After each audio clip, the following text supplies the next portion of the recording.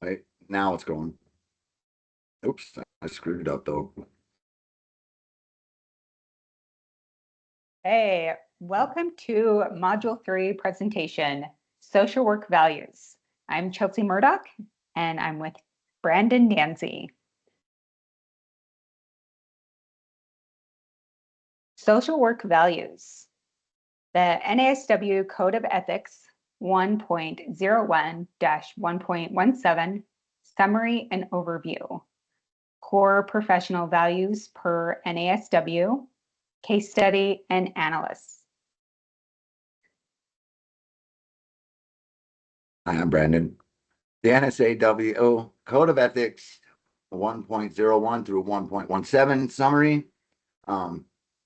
Broke this down into three main points. The primary commitment, number one is primary commitment to the well-being of the client. Social workers must prioritize clients' interests and promote their well-being. This commitment can only be superseded by legal obligations or duties to broader society. Clients should always be informed when such exceptions apply. This basically just means that our work is client-centered.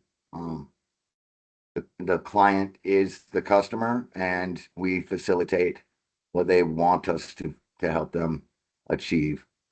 Two is respect for the privacy of the client and maintain professional boundaries. Strict confidentiality must be maintained, except when there's a risk of serious harm, such as harm to self, suicidal ideation, or direct threats or harms to others, or children, abuse of children, or vulnerable adults, or the elderly. And clear and professional boundaries must be maintained. Avoid dual relationships. Don't provide services for your ex-girlfriend or your ex-wife's husband. Anything like that just creates a lot of barriers and potential for exploitation and inappropriate professional relationships. Don't have sex with former clients or current clients, and don't provide services to anybody you've been in a previous sexual relationship with.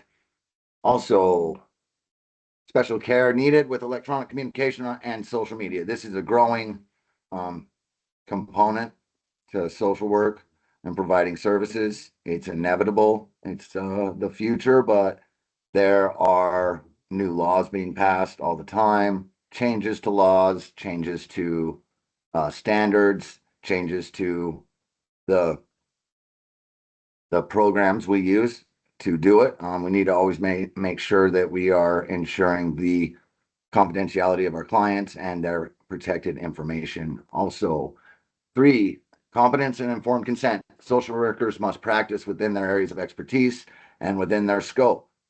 A substance use disorder counselor should not be providing family therapy.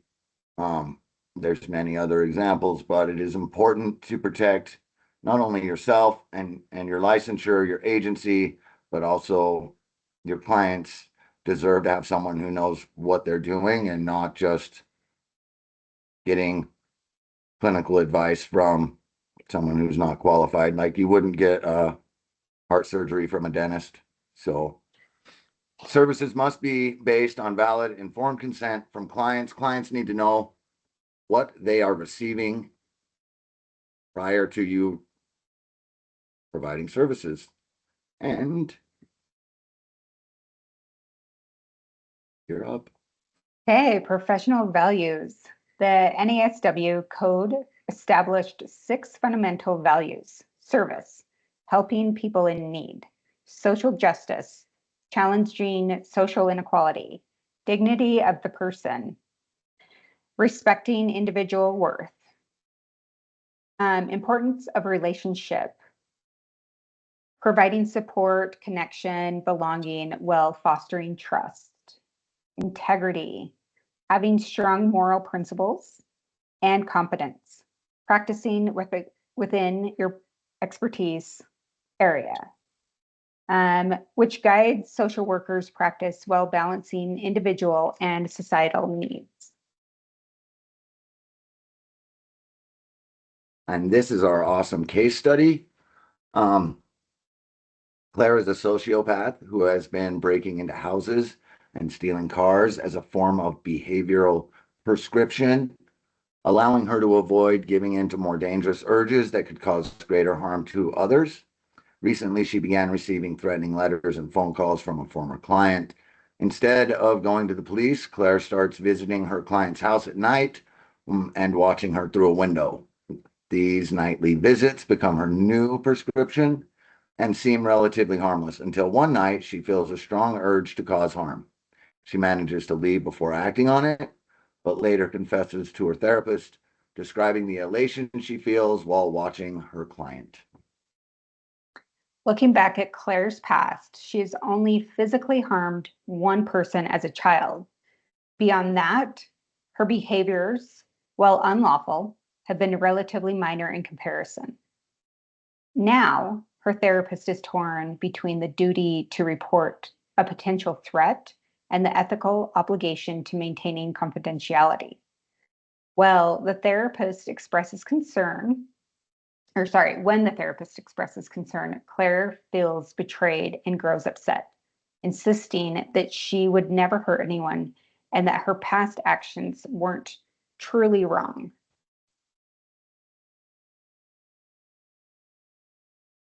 So we decided to use Reamer's risk management framework to help us resolve this ethical dilemma. Um, yeah, we chose this one because it looked like it would work the best.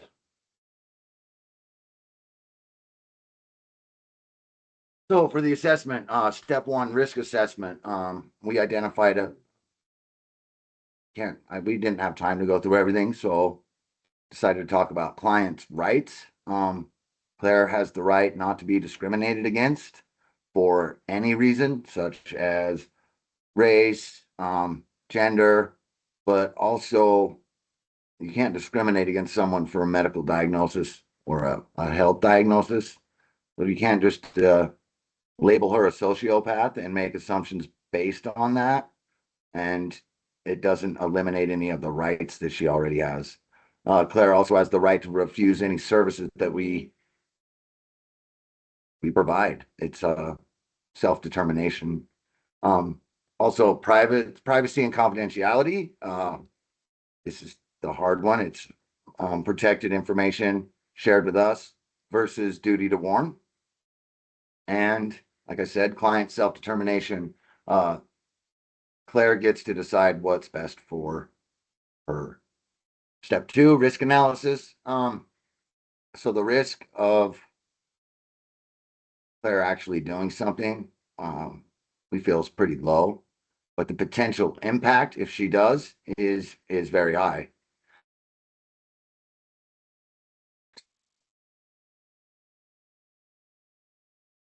Okay, step three, management plan, training on duty to warn.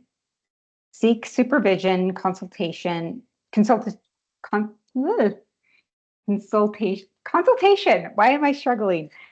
The legal advice while maintaining client confidentiality. Step four, implementation and monitoring. Document everything. Valuation criteria for evaluating the level of likelihood of harm to others. Conclusion. Oh, sorry, go ahead. No, you go ahead. It was your turn this time. Okay, conclusion. Decided to keep her confidentiality so we can keep working with her, with our client to help address their needs.